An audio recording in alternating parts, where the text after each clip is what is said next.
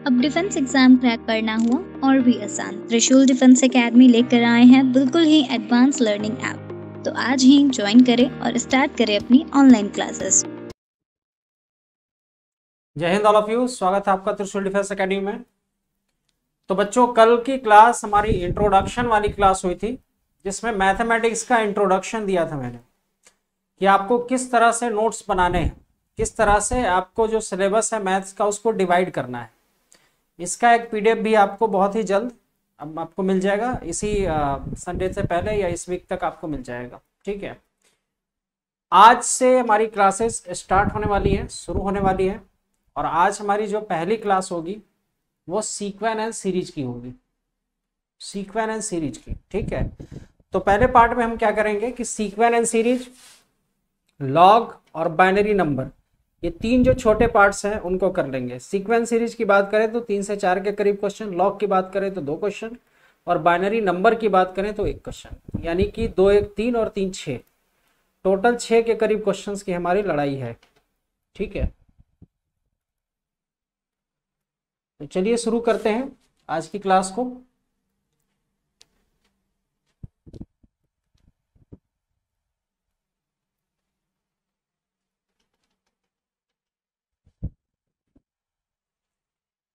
देखिए, AP actually होता क्या है।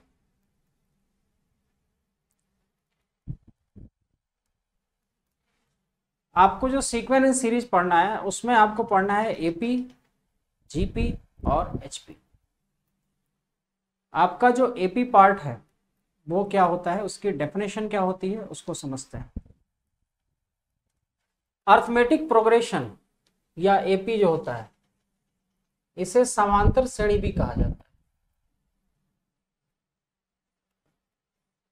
अर्थमेटिक प्रोग्रेशन या एपी को हम समांतर श्रेणी भी कहते हैं। ठीक है, यदि किन्हीं दो क्रमागत पदों के बीच बीजगणितीय अंतर पूरे अनुक्रम में समान है तो इसे एपी अनुक्रम कहा जाता है। यानी कि अगर कुछ संख्याएं इस तरह से लिखी हुई है कि उनका जो डिफरेंस आ रहा है, बाद में से पहले वाले को घटाने पर जो अंतर आ रहा है, जो डिफरेंस आ रहा है, वो एक कांस्टेंट है, कांस्टेंट नंबर है, तो इसे क्या कहेंगे, अर्थमेटिक प्रोग्रेशन कहेंगे या फिर एपी कहेंगे। ठीक है, अगर कांस्टेंट है तो उसे फिर क्या कहेंगे, उसे एपी कहेंगे। ठीक है, जैसे एक एग्जांपल लेते हैं हम।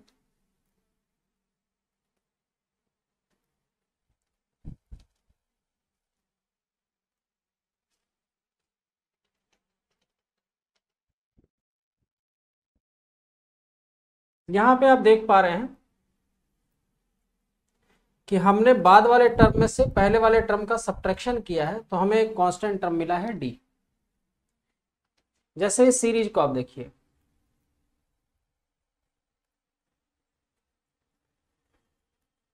क्या ये सीरीज एपी में है? जी हाँ, ये सीरीज हमारी किस में है, एपी में है। अमन कुमार सिंह जय हिंद, मनीष कुमार जय हिंद, 2 स्टूडेंट हमसे जुड़ चुके हैं। अमन, मनीष, थोड़ी देर बाद आप जुड़े हैं। तो मैं बता दूं, आज से मैंने स्टार्ट किया है अर्थमेटिक प्रोग्रेशन को, यानी कि एपी जीपी और एचपी का सेक्शन स्टार्ट किया है। लगभग आपके क्वेश्चंस जो आते हैं 3 से 4 के अप्रॉक्सीमेटली क्वेश्चन आते हैं। ठीक है, तो आज हमारी पहली क्लास है, डे 1 की पहली क्लास है, जिसमें हम एपी को डिस्कस करने जा रहे हैं। ठीक है, तो अर्थमेटिक प्रोग्रेशन या एपी या समांतर श्रेणी भी इसको हिंदी में क्या कहा जाता है, समांतर श्रेणी कहा जाता है। हिंदी में इसका नाम है समांतर श्रेणी। ठीक है, अब ये होता क्या है, अगर कोई सीरीज हम इस तरह से लिख रहे हैं, देखिए ध्यान से, कोई सीरीज इस तरह से लिख रहे हैं कि जब आप बाद वाले टर्म में से पहले वाले टर्म का सब्ट्रैक्शन कर रहे हैं यानी घटा रहे हैं, तो हमेशा एक कांस्टेंट टर्म आपको मिल रहा है। जैसे यहां कॉमन डिफरेंस आप देख पा रहे हैं कि 2 का है, 2 का है, ये कॉमन डिफरेंस, इसे क्या कहते हैं, कॉमन डिफरेंस, यानी कि सार्व अंतर। कॉमन डिफरेंस यानी कि सार्व अंतर कहते हैं इसको। कॉमन डिफरेंस क्या है, सेम है। पहले मैं कुछ बेसिक चीज़ों की जानकारी दूंगा। बिल्कुल हम ये मान के चलते हैं कि आपका लेवल 0 है, वहां से हमें स्टार्ट करना है। इनिशियली हम बहुत उच्च श्रेणी पे नहीं जाने वाले हैं, आपको ग्रेजुअली में धीरे धीरे उस श्रेणी पे ले जाने वाला। तो आप बिल्कुल ये कतई नहीं समझिएगा कि सर बहुत बेसिक से स्टार्ट कर रहे हैं। बिल्कुल ही बेसिक से मैं स्टार्ट ही करता हूँ, ताकि आपके बेसिक पार्ट जो है वो हमेशा क्लियर रहे। क्योंकि मैं ये मान के चलता हूँ कि ये जो चीज़ें हैं ये ऑलरेडी स्टूडेंट पढ़ चुका है और काफ़ी बार पढ़ चुका है।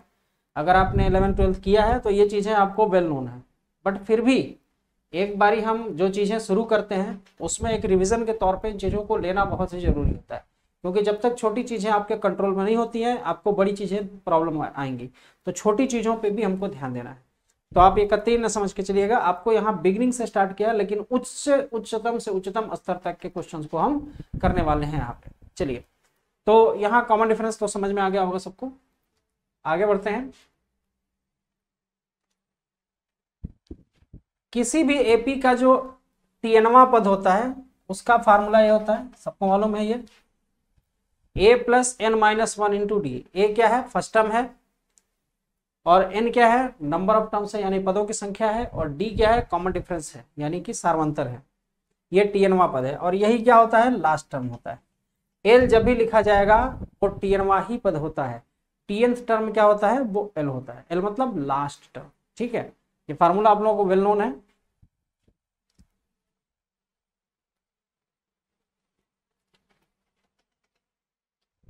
अब देखिए, यहां से एक बहुत ही छोटा सा एक क्वेश्चन ले लिया कि अगर कुछ ऐसा आपके सामने मिले कि 3579 dot dot dot n term तक है, find 20th term from the beginning. शुरुआत से 20वां पद कितना हो? आपको बहुत आसान है सर, बिल्कुल आसान है, इसमें कोई डाउट नहीं है, आप तुरंत बना लेंगे। तो देखिए, आपका प्रथम पद कितना है? 3 है। आपका कॉमन डिफरेंस कितना है? 5 में से 3 घटेगा, यानी कि 2 है। 20वां पद चाहिए, तो tnवां पद क्या होता है? a plus N minus one into d. तो a हमारे पास 3 है, और n की जगह ये 20 है, 20 माइनस वन, और d कितना है बच्चों? 2 है। ठीक है, 3 और ये 20 दूना 40 माइनस 2, तो ये 41 आपका राइट आंसर हो जाएगा। 20 the right answer of this question. ठीक है, तो ये तो आपको वेल नोन है, ये सिर्फ वार्म अप के लिए था। आयोग कभी भी इस तरह का इतना छोटा सा प्रश्न नहीं पूछेगा। तो फिर पूछेगा क्या? देखिए, बिल्कुल बिगिनिंग में आप चल रहे हैं, शुरुआत से नहीं पूछेगा। शुरुआत से तो हर बच्चा बना लेगा, कोई बच्चा ऐसा नहीं है जो आपसे पूछा जाए कि ए आपको दिया है, एन दिया है, आपको डी दिया है, तो 50वां पद 60वां पद आप नहीं निकाल सकते हैं। हर बच्चा 100% निकालेगा। तो शुरुआत में वो फिर पूछेगा कहां से? उसके पास, आयोग के पास कौन सी ऐसी चीज है कि जहां से वो सोच सकता है कि इस प्रश्न को दिया जा सकता है। तो वो जब भी आपको प्रश्न सामने रखेगा जी, बिल्कुल ग्रास रूट लेवल का जो प्रश्न आपके सामने रखेगा, बिल्कुल बिगिनिंग लेवल का जो प्रश्न आपके सामने रखेगा, वो कुछ ऐसा होगा। देखिए, अंत से पूछेगा, शुरुआत से तो सबको याद है। लास्ट टर्म अगर l है, कॉमन डिफरेंस d है, तो नंबर ऑफ टर्म जो होगा फ्रॉम द लास्ट, आप देख सकते हैं यहाँ पे अंत से nवां पद, nth term from the last, यानी कि अंत से nवां पद ये आपसे पूछ सकता है। शुरू से nवां पद नहीं पूछेगा, क्योंकि शुरू से आप काफी बार बुक में पढ़ चुके हैं। आपसे अंत से पूछेगा, क्योंकि बुक में भी आप अंत से बहुत कम पढ़ते हैं, लेकिन ये बहुत इंपॉर्टेंट है। तो अंत से nवां पद क्या होगा? nth term from the last क्या होगा? तो उसका फार्मूला ये होता है, किसी भी एपी के लिए अंत से nवां पद, nth term from the last, यानी कि अंत से nवां पद क्या होता है? तो nth term from the last का फार्मूला होता है l plus N minus one, और ये ब्रैकेट में आप देख सकते हैं कि माइनस डी होगा। कभी भी अंत से अगर nवां पद निकालेंगे तो कॉमन डिफरेंस आपका जो भी आएगा उसको आपको क्या रखना है? नेगेटिव रखना है। कॉमन डिफरेंस नॉर्मली जैसे आप निकालते हैं वैसे ही निकालेंगे, लेकिन उस कॉमन डिफरेंस को आप रखते समय फार्मूले में क्या करेंगे? नेगेटिव रखेंगे। जैसे मान लो कॉमन डिफरेंस 4 आया, तो फार्मूले में आपको क्या रखना है? -4। और कॉमन डिफरेंस -4 आया, तो फार्मूले में आपको माइनस का माइनस यानी कि 4 रखना है। ठीक है, चलिए एक प्रश्न इस पे करेंगे, तो हम देखते हैं अंत से किस तरह का प्रश्न पूछा जा सकता है। तो देखिए एक प्रश्न है हमारे सामने, ये एक एपी है 4, 8, 12, 16 और अंतिम पद जो लास्ट टर्म है वो कितना है 120 है।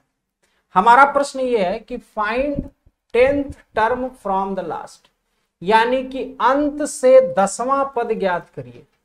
आपको इस एपी के लिए अंत से 10वां पद चाहिए, शुरुआत से नहीं बोल रहा है, अंत से 10वां पद, nth term from the last.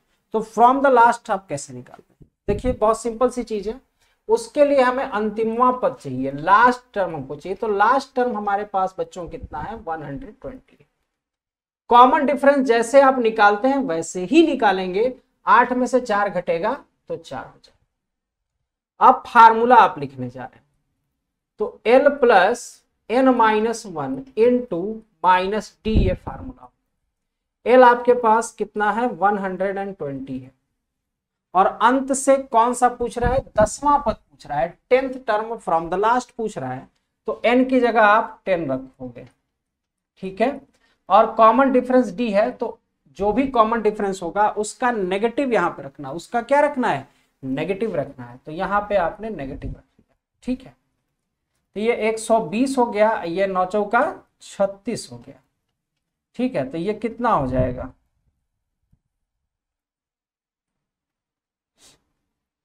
84 आपका राइट आंसर हो जाएगा, सिंपल।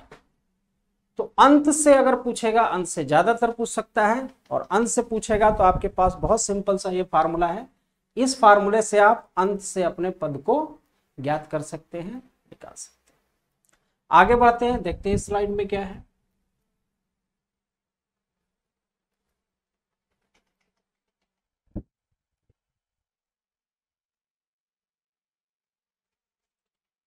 अब देखो यहां थोड़ा सा, बिल्कुल मनीष कुमार 84 आया, हमने प्रश्न में थोड़ा सा बदलाव किया। देखिए पहले तो आपका आयोग को लगा कि भाई शुरुआत से पूछ रहे हैं तो ये बहुत आसान है बच्चों के लिए, तो उसने अंत से किया। अंत से पूछते समय आपका जो लास्ट टर्म था वो दे दिया था। देखिए पहले वाले में क्या था, जो हमारा दूसरा प्रश्न था, एक मिनट,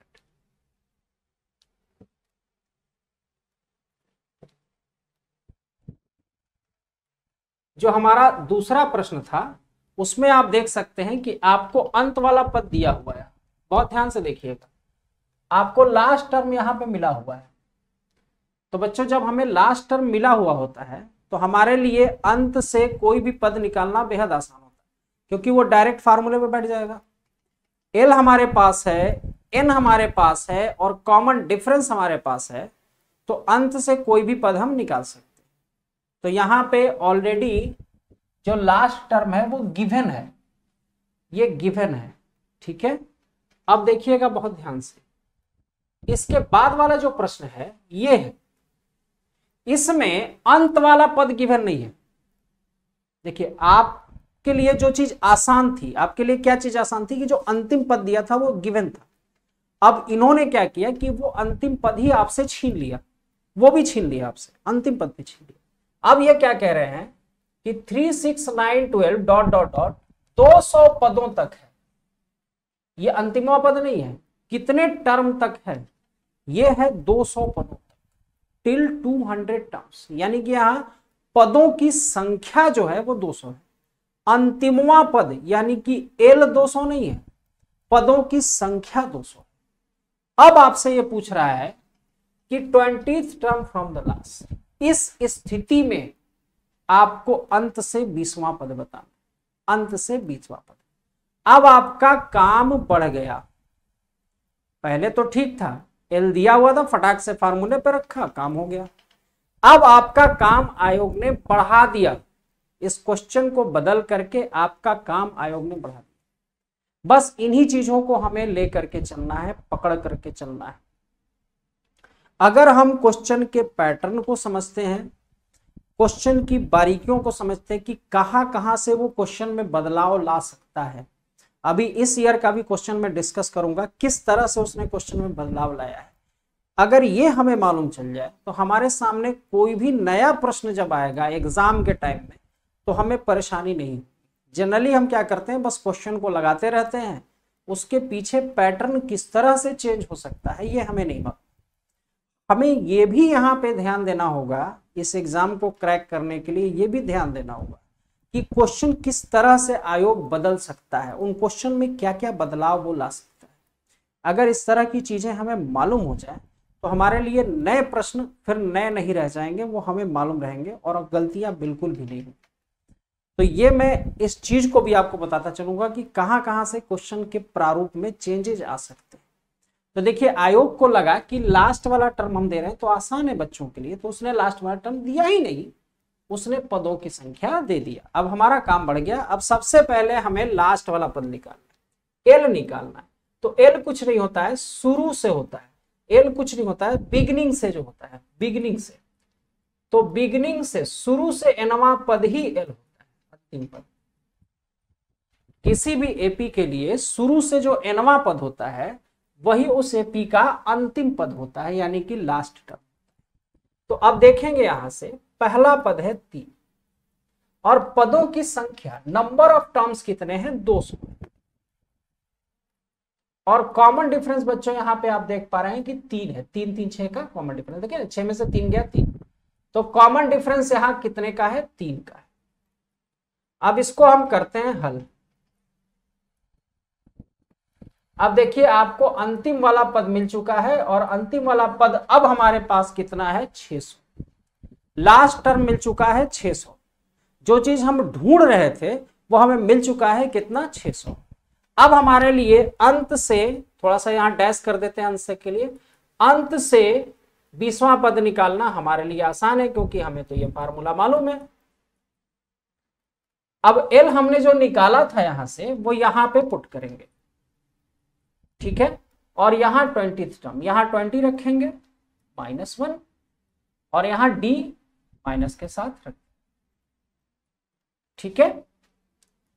अब देखिए 600 प्लस 19 -3, ठीक है,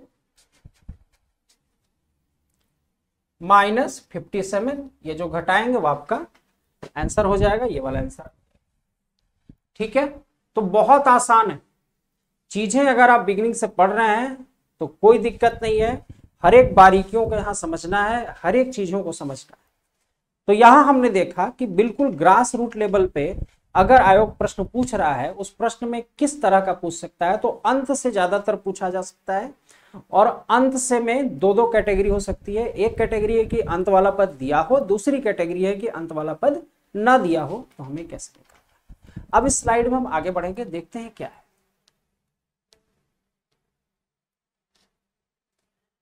ये बहुत इंपॉर्टेंट पार्ट है। अगर एपी में पूछे जाने के ब्रॉड चांसेस हैं तो इसके सबसे अधिक चांसेस होंगे, सबसे ब्रॉड चांसेस जैसे कि होंगे कि sum of n terms of the AP, किसी एपी के n पदों का योग क्या होता है। ये भी देखिए काफी बच्चों को ये चीज मालूम है कि ये वाला फार्मूला होता है कि n/2 2a plus n-1 into D. ये सबको मालूम है। एक और फार्मूला होता है n/2 first term plus last, first term plus last term. ये दो सूत्र होते हैं एपी के पदों के योग के लिए। Sum of n terms of the AP के लिए यहां दो सूत्र आपके होते हैं, एक ये वाला, एक आपको वेल नोन है क्योंकि आपने काफी बार इस पे किया। अब देखिए यहीं पे नहीं रुकना है क्योंकि आयोग को मालूम है कि ये चीज तो हर बच्चे को, तो आपको कोई भी एपी में n पदों का योग जोड़ने के लिए नहीं देने वाला, वो निश्चिंत रहिए। आपसे इतना आसान क्वेश्चन वो नहीं करेगा कि एपी दे देगा कहा कि 10 पदों तक जोड़ो, ऐसा नहीं करने वाला। और अगर जोड़ने को देगा भी तो बहुत तगड़ी सीरीज आपको दे देगा, मिसलेनियस दे देगा मिला जुला करके। तो बिल्कुल बेस लेवल का क्वेश्चन यहां नहीं करने वाला। तो अब हमें यह समझना है कि एपी के सम से वो किस तरह के क्वेश्चन क्रिएट कर सकता है और किस तरह के क्वेश्चन प्रीवियस में हमारे सामने पिछले सालों में आए हैं। तो पिछले 5 साल या 10 साल के हम क्वेश्चंस को देखेंगे, उसके पैटर्न से हमें पता चलता है कि डायरेक्ट सम वो नहीं पूछता है, उस सम पे संबंधित रिलेटेड जो फार्मूला होता है उस पे वो प्रश्नों को पूछता है। अब यहां पे हम एक चीज समझेंगे, अगर कोई भी एपी है, आपने किसी भी समांतर श्रेणी को लिया है, समझिएगा यही बेस पार्ट है, बहुत इंपॉर्टेंट पार्ट। आपके सामने कोई भी एपी है, कोई भी समांतर श्रेणी है, जब आप इन पदों को जोड़ेंगे, जब सम करेंगे, तो उसका जो प्रारूप होगा वो कुछ ऐसा दिखेगा। n पदों के जब भी आप करेंगे वो इस क्वाड्रेटिक इक्वेशन के रूप में आपको दिखने वाला, an square plus bn plus c के ही रूप में दिखने वाला। ये बहुत इंपॉर्टेंट है। जब भी आप एपी का सम करेंगे n पदों का, वो आपको इसी फॉर्मेट में दिखेगा, हर बार इसी फॉर्मेट में दिखेगा। तो चलिए इसको हम देखते हैं, थोड़ा समझते हैं इसे क्या है ये। एक छोटा सा एपी लेते हैं,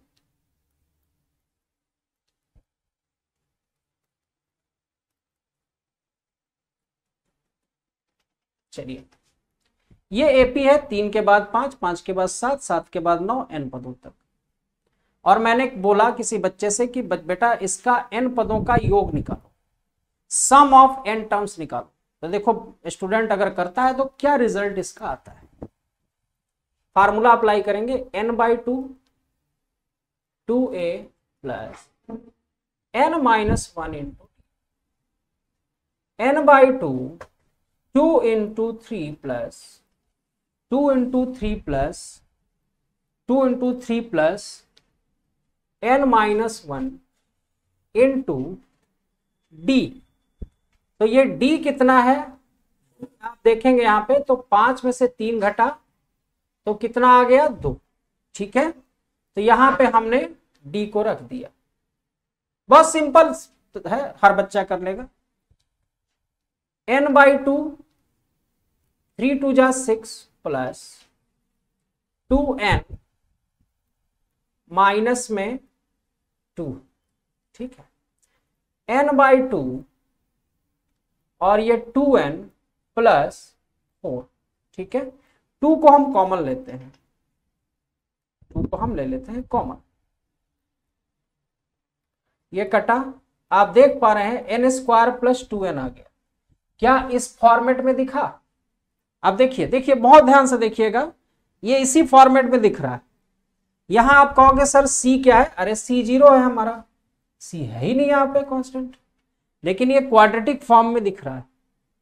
ये देखो बहुत ध्यान से देखना, इसी पे सारे फार्मूले हमारे होंगे, क्वाड्रेटिक के फॉर्म में दिख रहा है, इस रूप में दिख रहा है, देखिएगा ध्यान से, यही मेन पार्ट है। तो कभी भी आप, मैंने इसको निकाला, आप घर पे ट्राई करिएगा, आप कोई भी एपी ले लो, कोई भी एपी ले लो, बस एपी में होना चाहिए। वो जब भी सम निकलेगा हमेशा इसी फॉर्मेट में आएगा। अब आपके दिमाग में एक सवाल उठेगा कि सर क्या सी हर बार 0 हो जाएगा? क्या सी हर बार 0 होगा? क्या सी हमको मिलेगा ही नहीं? चलिए एक और एपी लेते हैं, देखते हैं क्या वहां पे सी 0 हो रहा है कि नहीं हो रहा है। एक और एपी लेके देखते हैं, चलिए एक और एपी लेते हैं, कोई भी रेंडमली में ले लें। इस बार मैंने 5 ले लिया,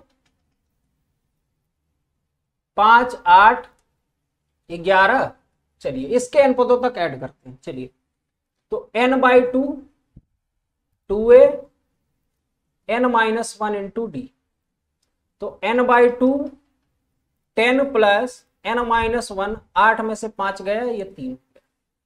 ठीक है, तो n/2 10 plus 3n minus 3, n/2 3n plus में 7 और 3 10 7, ये 3/2 n स्क्वायर प्लस 7n/2, फिर से इसी फॉर्मेट में आ गया।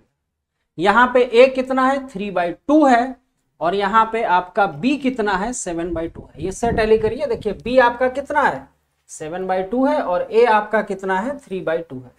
फॉर्मेट बच्चों यही आया है। देखो इस बार फिर से c 0 हो गया,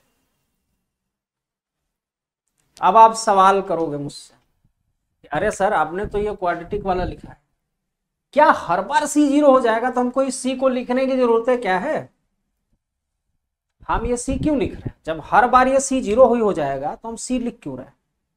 अब देखिए यहीं पे कहानी में ट्विस्ट है। जनरली हम क्या करते हैं कि n पदों का योग करते हैं। जनरली क्या करते हैं कि हम n पदों को जोड़ते हैं। बहुत कम केसेस में हमने n पदों से कम पदों को जोड़ा होगा। n-1 पदों, n+1 पदों, n-2 पदों तक, n+2 पदों तक, मतलब n से कम या n से ज्यादा पदों तक भी तो जोड़ सकते हो। कोई जरूरी थोड़ी है कि 200 पद है 200 पद ही जोड़ दो। आप हो सकता है 1 से लेकर आप 198 पद ही जोड़ना चाहते हैं किसी एपी का, या 200 से आगे वाले पद जोड़ना चाहते हैं। एक सर्टेनिटी जो है n पदों की, जो हम सीखते आए हैं, वही हमारे दिमाग में भरा हुआ है। हमने उससे नीचे कभी किया ही नहीं। तो चलिए करके देखते हैं कि अगर हम n-1 पदों तक जोड़े इसी प्रश्न को, तब हमारा रिजल्ट क्या आएगा। चलिए देखते हैं।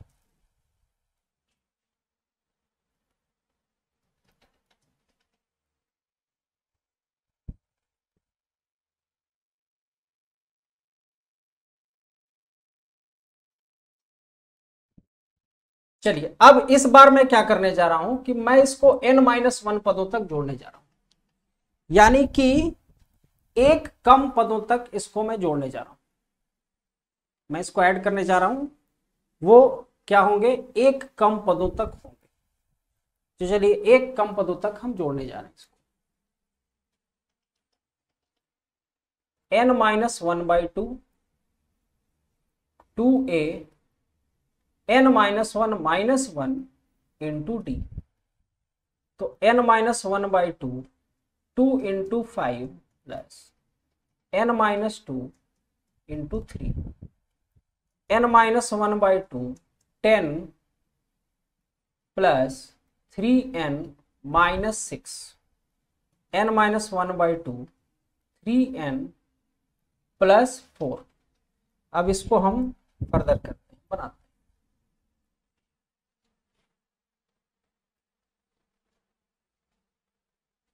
चलिए अब इसका गुणा करते हैं। 3n n से गुणा होकर कितना दे देगा मुझे?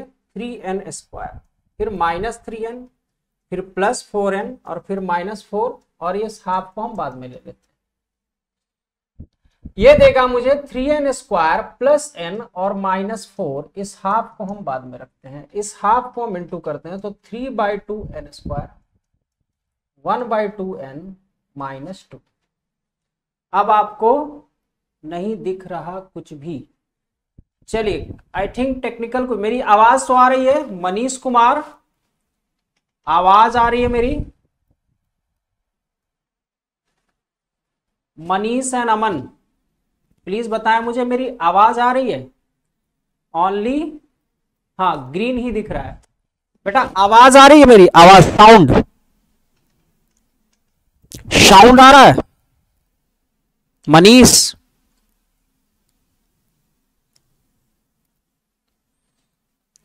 मनीष आवाज आ रही है?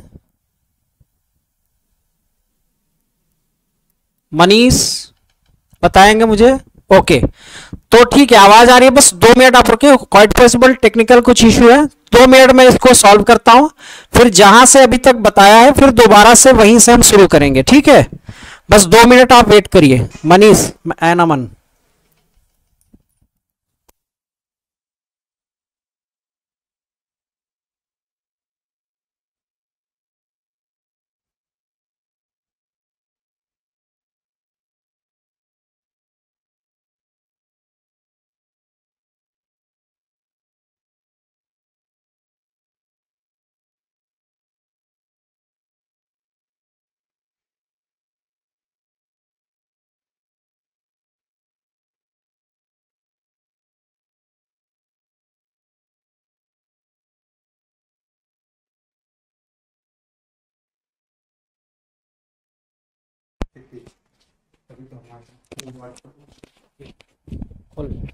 Manish welcome back. हम वापस आ चुके हैं, कुछ टेक्निकल प्रॉब्लम थी, अब स्क्रीन आ चुकी है हमारे सामने। मुझे बिल्कुल साफ साफ, बिल्कुल मनीष, बिल्कुल ठीक है, हो गया बेटा। देखो इसके पहले हमने किस पदों तक जोड़ा था, n पदों तक। अब मैंने ऐड किया है कहां तक, n-1 पदों तक।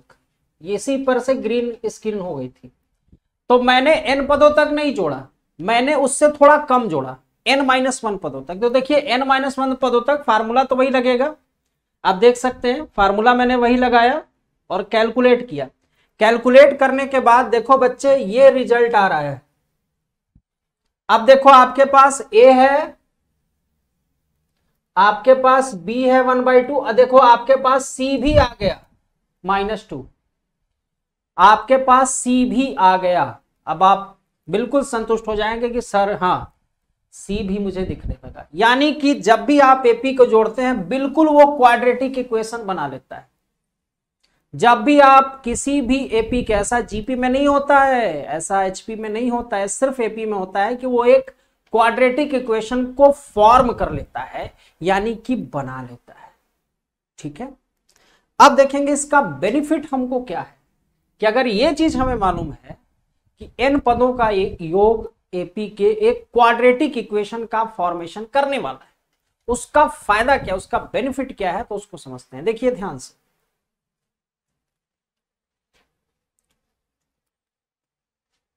सबसे पहले तो इस फार्मूले को समझिए। किसी भी एपी का tnवां पद निकालने के लिए Sn में से Sn-1 आपको घटाना होता है।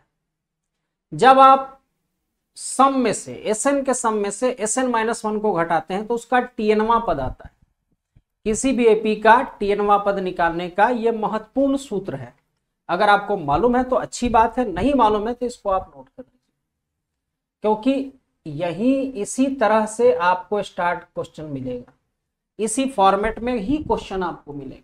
ठीक है, चलिए तो tnवां पद Sn बच्चों हमारे पास, ये तो मालूम है ना कि इसी फॉर्मेट में आना है क्वाड्रेटिक में, तो मैंने इसको लिख दिया है। अगर एपी हम पढ़ रहे हैं तो वही सम आएगा, दूसरा तीसरा कुछ नहीं आएगा बच्चे, यही सम ही आना है, इसी फॉर्मेट में ही आना है।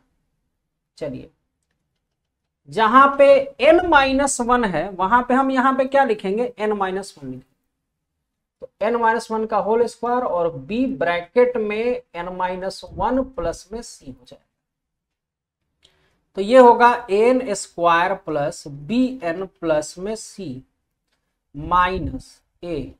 इसको खोल देते हैं, इसको खोलिए, n स्क्वायर -2n प्लस 1, और इसको खोलिए, ये bn और माइनस b प्लस में c हो जाएगा।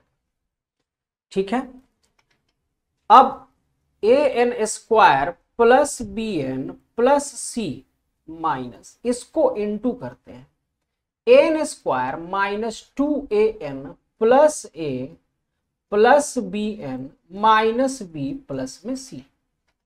अब हम ब्रैकेट को खोलेंगे तो चिन्ह बदल जाएगा, तो चलिए यहीं पे ब्रैकेट खोल के हम चिन्हों को बदल देते हैं। तो ब्रैकेट मैंने खोल दिया, तो जो माइनस वाला था पोर्शन वो क्या बन जाएगा, प्लस, और प्लस क्या बन जाएगा, माइनस। ठीक है, अब देखिए माइनस सी और प्लस सी आपका कट गया, an स्क्वायर से an स्क्वायर कट गया और bn से bn कट गया।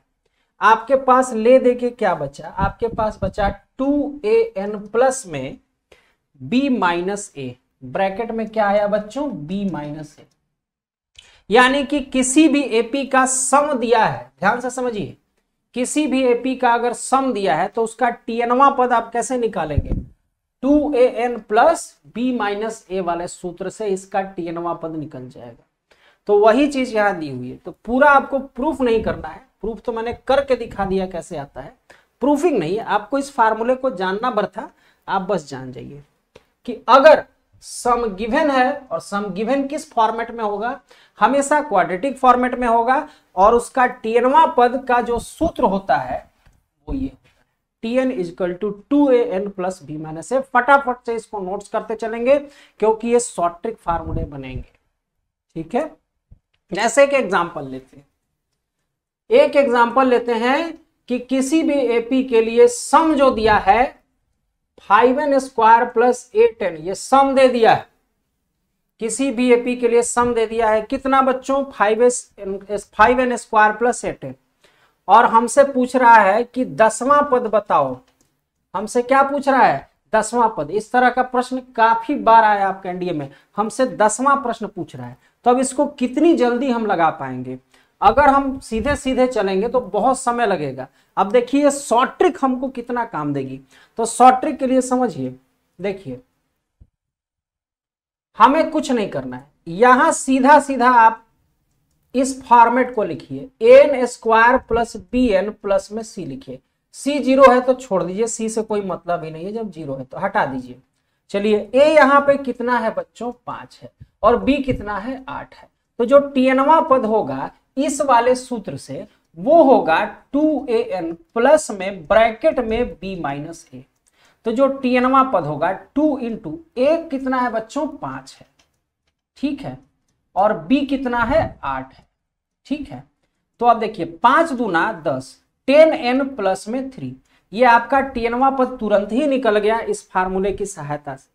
टीएनवा पद तुरंत ही निकल गया। अब आपसे क्या पूछ रहा है? 10वां। तो बस यहां 10 भर दीजिए, 10 10 यहाँ 100 और प्लस में 3, आपका 103 is the right answer of this question.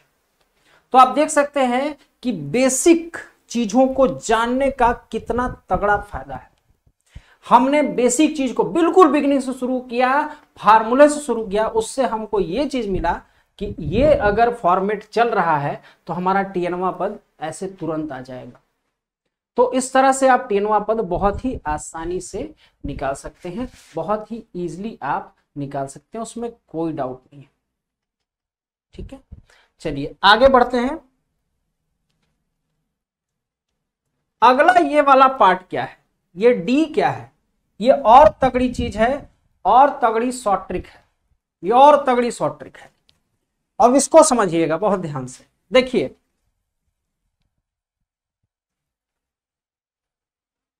अगर हम कॉमन डिफरेंस की बात करें किसी भी एपी के लिए, तो टीएनवे पद में से और ठीक पहले वाले पद को जब हम घटाते हैं, टीएनवे पद में से उसके ठीक पहले वाले पद को जब घटाते हैं तो हमको क्या मिलता है? कॉमन डिफरेंस मिलता है। वेल नोन चीज है, सबको मालूम है।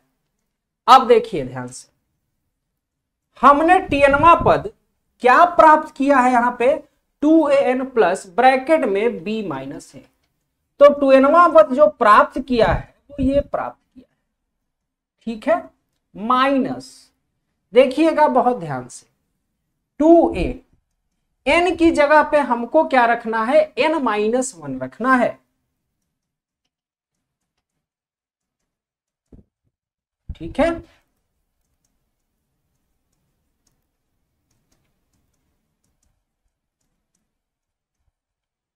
इसको इंटू कर देते हैं,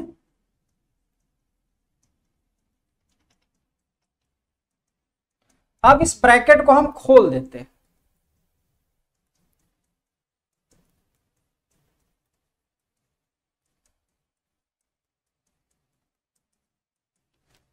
अब आप देख पाओगे कि 2n कैंसिल हो गया, ये और ये कैंसिल हो गया, ले दे के क्या बचा? 2a। यानी कि कॉमन डिफरेंस का जो सूत्र होता है वो क्या होता है? 2a।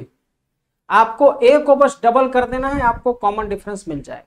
ये बहुत आसान होता है। इससे ये जब चीज आपको मालूम है तो आप 1 मिनट में कम से कम 7 या 8 डी को निकाल सकते हैं। 1 मिनट में, विद इन 1 मिनट, यानी कि सेकेंड्स भर में आपके आंसर्स आ जाएंगे।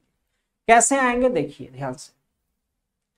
कुछ क्वेश्चंस को यहां मैं लिखने जा रहा हूं और सब में एसएन मैं लिखने जा रहा हूं, और सब में एक ही सवाल है मेरा कि कॉमन डिफरेंस कितना होगा। इकट्ठा लिखते हैं, फिर इकट्ठा हम आंसर प्राप्त करेंगे।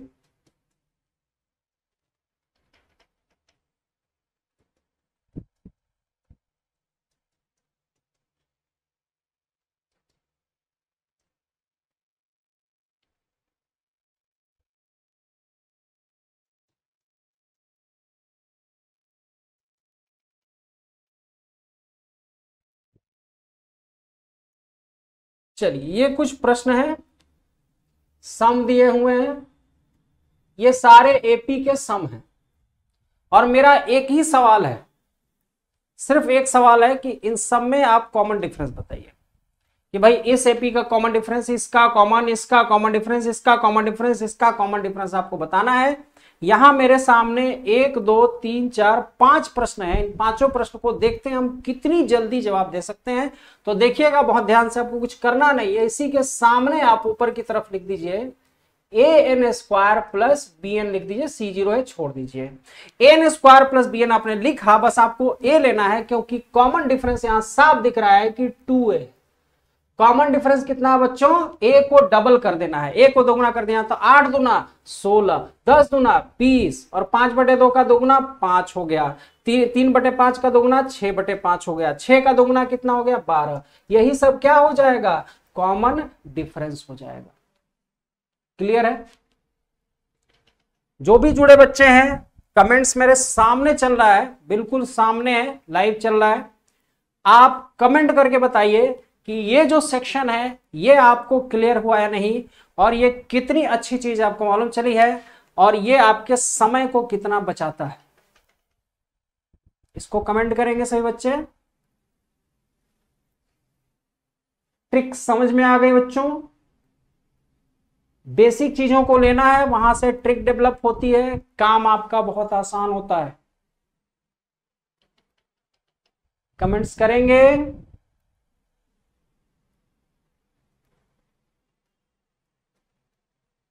मनीष, अमन बताएंगे बच्चे?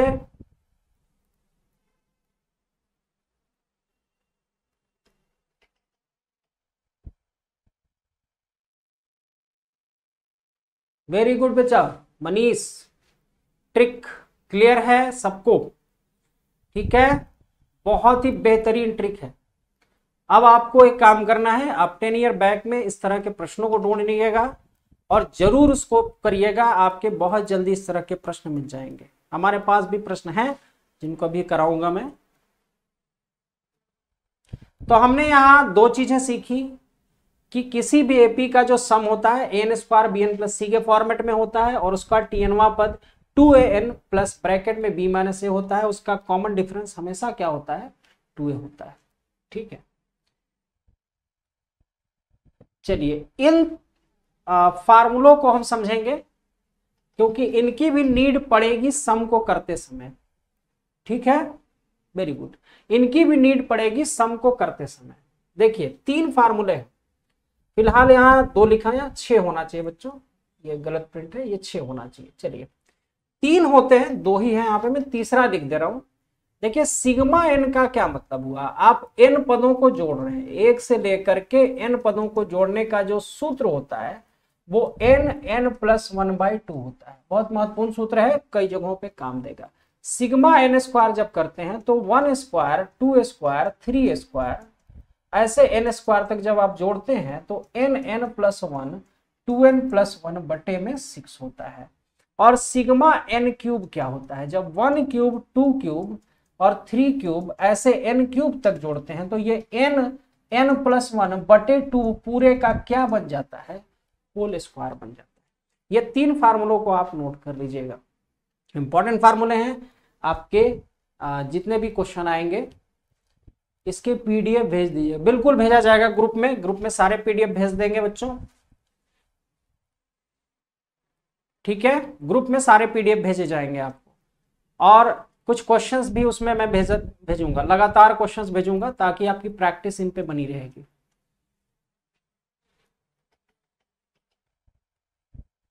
चलिए यहां से प्रॉपर्टीज ऑफ सीक्वेंस यहां से चालू हो गया। चलिए प्रॉपर्टी पे थोड़ी देर बाद हम आएंगे, हम फिर से यहां पहुंच चुके हैं।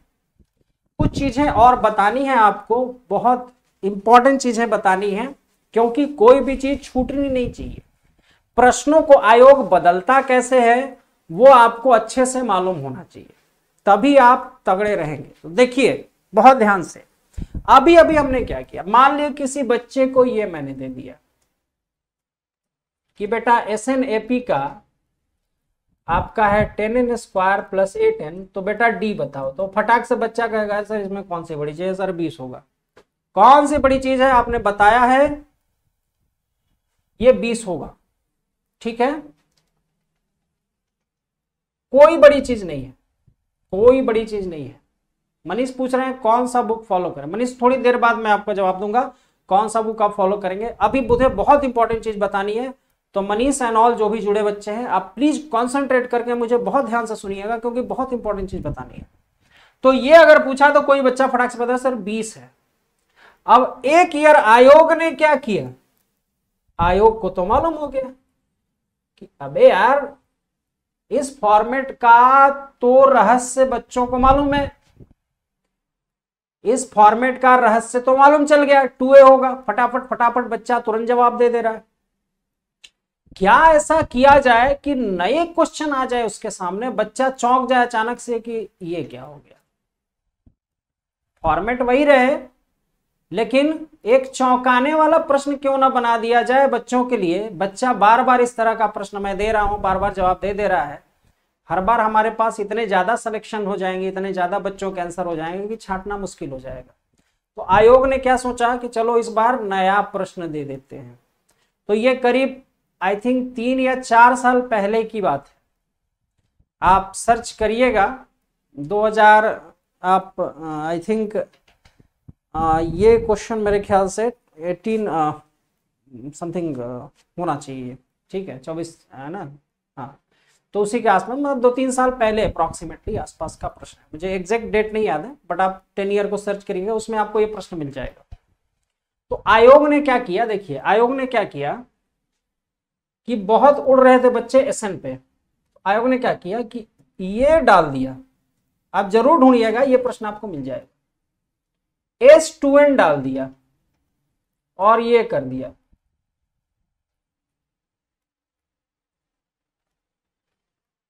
Five by 2n square plus 6n, sorry plus 6n, ठीक है, ये कर दिया उसने, ये कर दिया। और पता है डी वाला ऑप्शन जो था उनका,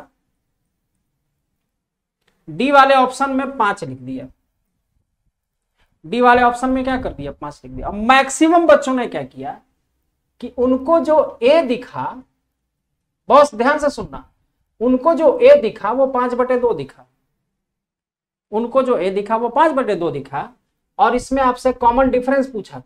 क्या पूछा था, कॉमन डिफरेंस। अब बच्चों को ये ए कितना दिखा, 5/2, उन्होंने कहा कि यार कौन सी बड़ी चीज है, 2A होगा, 5/2 कर दो यार, क्या दिक्कत है, 5 is the right answer. D में मैक्सिमम बच्चों ने मार दिया। अब बस हो गई गड़बड़, खुशी खुशी घर आए कि यार डी सही था, डी सही था, डी सही था, 2A ही तो होता है, डी सही था, डी सही था, और डी एक्चुअल में वो गलत हो। गलत क्यों हुआ, क्योंकि आयोग ने एक चालाकी कर दिया, आयोग ने एक चाल चल दी। वो चाल क्या चली आयोग ने कि n ना दे करके उसने यहां 2n दे दिया। बहुत ध्यान से देखिए, आपका वो जो फार्मूला है वो n पदों का है, और आयोग ने एक चालाकी कर दिया कि n न दे करके क्या कर दिया, 2n दे दिया। अब बच्चे फंस गए इसी में, बच्चे फंस गए, ये गलत हो गया। इस तरह से आपको वो ट्रैप में फंसाता है, छोटी छोटी चीजों में ट्रैप में फंसाता है। फंसोगे और नेगेटिव मार्किंग होगा, सीधे नीचे चले, ट्रैप में नहीं फंसना, ठीक है। उसके ट्रैप को समझना है, फंसना नहीं है, समझना है कि वो क्या कर सकता है। यार यही तो कर सकता है, n ना दे करके वो 2n कर दे, n+1 कर दे, 5n कर दे, 3n/2 कर दे, कुछ बदल दे वहां पे। हम बार बार n को पढ़ चुके हैं, वो n नहीं करके 2n, 3n, 5n, 5/2n ऐसा कुछ कर दे, तो क्या करेंगे। तो देखिए इस बार फंक्शन के भी क्वेश्चन वही किया था, डायरेक्ट ना दे करके उल्टा पूछ दिया था, x - 1/8, x ना दे करके x - 1/x कर। तो हमें तो अलर्ट रहना है कि हमें चेंज कैसे करना है, चीजों को चेंज कैसे करना है। तो नंबर 1 एक चीज आप गांठ बांध लीजिएगा कि मैथ का कोई भी नियम, कोई भी रूल अगर आपने पढ़ा है, कोई भी नियम, आप पूरे मैथमेटिक्स का, पूरे सेक्शन का कोई भी रूल, कोई भी नियम आप देख के उठा के देख लीजिएगा, वो जब भी लगता है अपने स्टैंडर्ड रूप में लगता है, अपने मानक रूप में लगता है। एक एग्जांपल लेते हैं, जैसे आप सेंटर ऑफ द सर्कल निकालते हैं, एक जनरल फार्मूला सर्कल का आप क्या लेते हैं, देखिए x² + y² plus 10x plus 20y plus 5, इस तरह से लेते हैं, x² + b² plus 2gx plus 2y plus c, ऐसा ही तो लेते हैं ना। इसका सेंटर आप आसानी से निकाल सकते हैं, इसका रेडियस आप आसानी से निकाल सकते क्योंकि आपको सेंटर रेडियस सब मालूम है इसका। ये स्टैंडर्ड रूप में है, लेकिन अगर मैं यहां पे 2 लगा दूं तो आप डायरेक्ट नहीं रख सकते हैं, ये स्टैंडर्ड रूप है ही नहीं। मैथ कहता ही नहीं है कि x और y के पहले कुछ हो, एक्स स्क्वायर के पहले 2, 3, 5 ऐसा कुछ नहीं होना चाहिए, वाई स्क्वायर के पहले कुछ नहीं होना चाहिए। अगर आपने इस पे डायरेक्ट फार्मूला अप्लाई कर दिया x square plus y square plus 2g x 2 xy और उससे g और f निकाला तो वो गलत माना जाएगा, क्योंकि ये स्टैंडर्ड रूप में है ही नहीं ना यार। तो पूरे मैथमेटिक्स में जो भी फार्मूले लगेंगे वो अपने मानक रूप, अपने स्टैंडर्ड रूप में, इसको गांठ बांध लीजिएगा, दिमाग में रख लीजिए कि पूरे मैथमेटिक्स में कोई भी फार्मूला लगेगा अपने स्टैंडर्ड रूप में लगेगा। जब तक वो स्टैंडर्ड रूप में नहीं आएगा आप हर बार गलती करोगे। तो स्टैंडर्ड रूप में पहले लाओ, पहला क्या काम करेंगे, मैथ के फार्मूले को स्टैंडर्ड यानी कि उसके मानक रूप में लाएंगे। तो भाई साहब ये अपने स्टैंडर्ड रूप में नहीं था, तो कहां से आंसर आ जाता, ये अपने मानक रूप में है ही नहीं ना। आपका मानक रूप क्या है, आपका स्टैंडर्ड रूप तो Sn है ना भाई साहब, n स्क्वायर प्लस bn। आपका स्टैंडर्ड रूप तो n square plus bn Sn के साथ है, यहां पे क्या है S2n है, ये मानक रूप है ही नहीं ना, ये स्टैंडर्ड फॉर्म है ही नहीं, तो आपका आंसर कहां से आ जाएगा। तो पहला काम क्या करोगे, उसको स्टैंडर्ड रूप में लाओगे। तो कैसे लाएंगे देखिए बहुत ध्यान से, यहां 2n हमको खल रहा है, यहां 2n हमको खल रहा है, परेशानी कर 2n को ही, परेशानी को ही हम हटा दें, 2n ही तो खल रहा है, 2n ही तो प्रॉब्लम कर रहा है, इसी को हटाते हैं। चलिए तो 2n को हटाते हैं। तो इसके लिए हमें बहुत सिंपल सी चीज है, कुछ भी दिया रहेगा वहां पे उसको आप n मान लीजिए, क्योंकि हमको तो कहां पहुंचना है, n पे ही तो पहुंचना है। तो देखिए यहां पे 2n है तो भी n मानेंगे, यहां पे n+1 होता तो भी n मानते, यहां पे 2n+3 होता तो भी हम n मानते। किस लिए, स्टैंडर्ड रूप में लाने के लिए। तो स्टैंडर्ड रूप में लाने के लिए हमने क्या माना, 2n को कैपिटल n मान लिया। देखिए छोटा वाला n तो है ही, तो कैपिटल n अंतर तो पैदा करेंगे ना, कैपिटल n मान लिया। तो हमने इसको 2n को क्या मान लिया, कैपिटल n। तो बच्चों स्मॉल n कितना हो जाएगा, कैपिटल n/2। अब भरो यहां पे, देखो ध्यान से, अगर 2n को आपने कैपिटल n माना तो बच्चों यहां पे क्या हो जाएगा, n 5/2 इंटू स्मॉल n की जगह पे बच्चों कितना हो जाएगा, n/2, यानी कि n²/4 और 6। स्मॉल n की जगह पे क्या हो जाएगा, n/2। अब देखो देखो देखो, 5/4 टू जा 8, n² 3n। अब मुझे बताओ कि क्या अपने ये मानक यानी कि स्टैंडर्ड रूप में आ गया, हाँ या ना, बिल्कुल आ गया। हमें n चाहिए था, हमें Sn चाहिए था, ध्यान से देखो, हमें क्या चाहिए था, हमें Sn चाहिए था, n²। स्टैंडर्ड रूप ये है, मानक रूप ये है, क्या अब ये अपने मानक रूप में आ चुका है, n चाहिए था, एक n है, n है अपने मानक। अब लगाओ फार्मूला, अब लगाओ फार्मूला n² प्लस bn से, अब लगाओ फार्मूला ना, क्योंकि स्टैंडर्ड रूप में आ चुका है 2a। तो a अब आपका कितना है बच्चों, 5/2 नहीं है, a आपका कितना है, 5/8 है। तो 2 × 5/8, ये कटा y/4, आपका वो आंसर के फॉर्मेट में आ जाएगा। ठीक है, तो अब आप यहां पे समझ पा रहे हैं कि जब भी हम फार्मूलेशन करेंगे अपने स्टैंडर्ड फॉर्म में होना चाहिए। अगर एग्जाम में हमने स्टैंडर्ड फॉर्म से थोड़ा भी इधर उधर देखा तो पहला काम क्या करेंगे, उसको उसके स्टैंडर्ड फॉर्म में लाएंगे, तब उस फार्मूले को अप्लाई करेंगे। हड़बड़ी नहीं, हड़बड़ी में गड़बड़ी होता है, स्टैंडर्ड फॉर्म में अप्लाई। अब आप अलर्ट हो गए, अब आपके सामने वो देने दो जो क्वेश्चन दे रहा है, देने दो वो दे रहा है। अब आपके सामने आयोग ने कुछ ऐसा भी कांड कर दिया, उस कांड के लिए आप तैयार हैं, दीजिए। इसमें कॉमन डिफरेंस पूछ दिया, अब आप नहीं भटकोगे, भटक चुके, अब नहीं भटकोगे।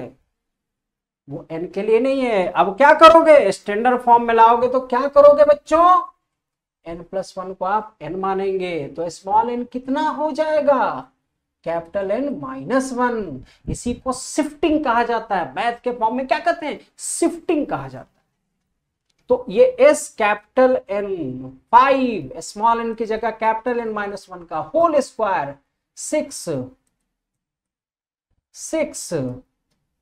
Capital N -1 +3।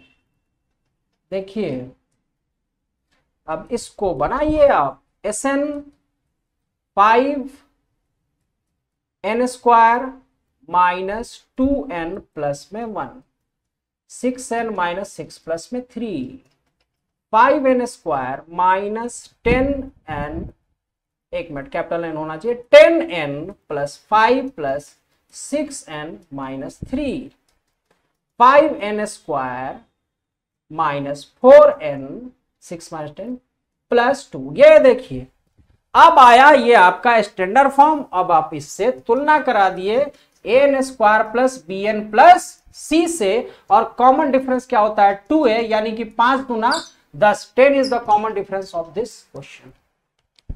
क्लियर है? अब देने दो ना, देने दो, बदलने दो, जितना बदलना है वो चाहे जो बदलेगा, किसी फॉर्मेट में प्रश्न आएगा हम कर सकते हैं, हमें फॉर्मेट मालूम है, फॉर्मेट मालूम है। क्लियर है? तो यहां तक मेरे ख्याल से आपको पूरी तरह से क्लियर हो गया होगा कि अगर SN वो किसी भी फॉर्मेट आपको लेकर के चलता है तो आप आसानी से उसे बना सकते हैं, बहुत इजीली उसको कर सकते हैं। तो बच्चों आज की क्लास यहीं पे हम एंड करेंगे। होप सो कि आप ढेर सारी प्रैक्टिस करेंगे। PDF तो हम भेजेंगे ही अपनी ओर से, लेकिन आप घर पे भी ढेर सारी प्रैक्टिस करेंगे। और 10 ईयर, यकीन मानो आप 10 ईयर बैक के क्वेश्चन को देखना, 10 साल पीछे के क्वेश्चन को जानना, आपको इस फॉर्मेट में काफी सारे क्वेश्चंस मिलेंगे, जहां TN पद निकालना होगा SN दे करके, जहां कॉमन डिफरेंस निकालना होगा, और ये जो स्टैंडर्ड फॉर्म वाला फंडा तो आपको बताया था, इसके भी क्वेश्चन आपको दिखेंगे। तो आप उसको ट्राई करिए। किसी क्वेश्चन में कोई दिक्कत आती है तो आप उसको भेजेंगे, मैं देखूंगा उसको ग्रुप में, और फिर उसको क्लास में आकर के सॉल्व करूंगा। बहुत सिंपल सा फंडा है। तो आज की क्लास को एंड करेंगे। मनीष, अमन, जय हिंद। और कल की क्लास में मिलते हैं कुछ और नए ट्रिक्स, कुछ और नए रूल्स के साथ। काफी अच्छे अच्छे रूल्स है, बहुत अच्छे से रूल्स है। एक बार रूल्स को आप समझेंगे तो आपको मैथ में फिर मजा आने लगेगा, इसमें इंटरेस्ट आने लगेगा, क्वेश्चन के पीछे आप भागोगे, क्वेश्चन नए नए क्वेश्चंस को ढूंढोगे, नए नए क्वेश्चन को ढूंढोगे। अब जवाब देते हैं मनीष के क्वेश्चन का, कौन सा बुक फॉलो करें। देखिए NDA के लिए काफी बुक्स हैं। एक इंडिविजुअल बुक आती है आपकी अरिहंत की, मैथमेटिक्स की, उसको आप ले सकते हैं, अच्छी बुक है। बाकी आपको बेसिक्स की जो भी जानकारी है तो उसके लिए कई बुक्स आपको अवेलेबल है। बिल्कुल RS अग्रवाल की भी एक बुक आती है, वो भी आप ले सकते हैं बेसिक्स के लिए। बाकी त्रिशूल की बुक्स भी अवेलेबल है, बहुत अच्छी बुक्स हैं त्रिशूल की, उनको भी आप ले सकते हैं। PDF भी हम भेजेंगे, ठीक है। तो बुक मैंने बता दिया है, अरिहंत की मैथ्स की बुक बहुत अच्छी होती है। शिवानी, आपने इनिशियली शायद देर से ज्वाइन किया था, तो एक बार ये वीडियो पूरा देख लेना बच्चे, पूरा वीडियो देख लेना, बहुत चीजें क्लियर होंगी आपको। आज की एक वीडियो से बहुत चीजें आपकी AP की क्लियर होगी। कल की क्लास में काफी सारे क्वेश्चन हम करने वाले हैं प्रीवियस के, और कुछ थ्योरेटिकल पोर्शन, ठीक है। जय हिंद ऑल ऑफ यू, जय हिंद। अब डिफेंस एग्जाम क्रैक करना हुआ और भी आसान, त्रिशूल डिफेंस एकेडमी लेकर आए हैं बिल्कुल ही एडवांस लर्निंग ऐप। तो आज ही ज्वाइन करें और स्टार्ट करें अपनी ऑनलाइन क्लासेस।